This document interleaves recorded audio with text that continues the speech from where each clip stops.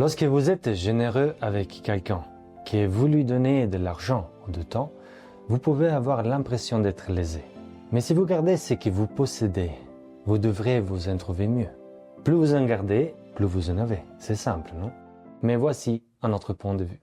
Lorsque les scientifiques étudient les personnes avares, celles qui accumulent des ressources et en veulent toujours plus, ils constatent que leur état de santé est moins bon. Ils sont plus stressés et présentent des schémas cérébraux qui ressemblent beaucoup à ceux des personnes dépendantes. À l'inverse, les personnes généreuses présentent les caractéristiques opposées. Elles ont un corps plus calme et une activité cérébrale complètement différente. Laissez-moi vous montrer ce que les chercheurs ont découvert sur la générosité et la cupidité, et pourquoi perdre pourrait être la meilleure chose qui soit pour votre santé.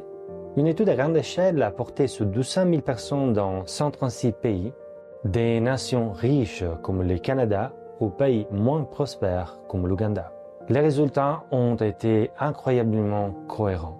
Donner de l'argent à quelqu'un dans les besoins rendait systématiquement les gens plus heureux, quel que soit leur lieu de résidence, leur niveau de richesse ou leur culture. La générosité améliore indéniablement le bien-être. Voici un autre exemple. Des chercheurs ont demandé à des personnes d'accomplir un acte simple et généreux, avant d'affronter la tâche stressante de préparer et de prononcer un discours dans un délai limité. Par rapport au groupe témoin, le groupe généreux a montré des marqueurs de stress nettement plus faibles.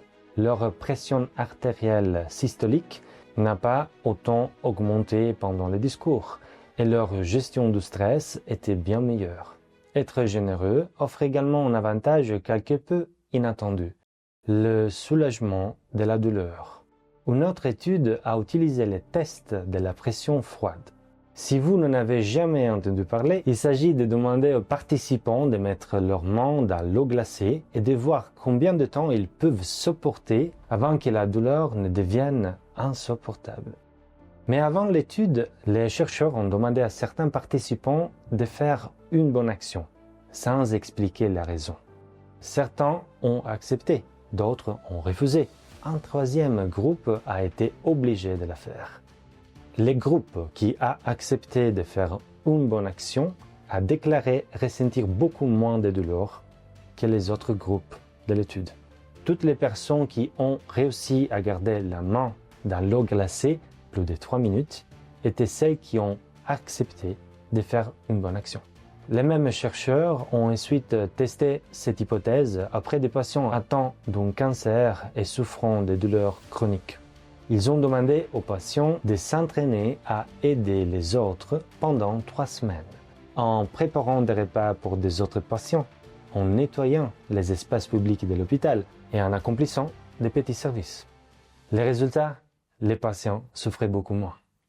Mais que se passe-t-il réellement dans votre cerveau lorsque vous faites preuve de générosité? Des études d'imagerie cérébrale montrent que lorsque les gens ont un comportement généreux, des régions du cerveau s'activent.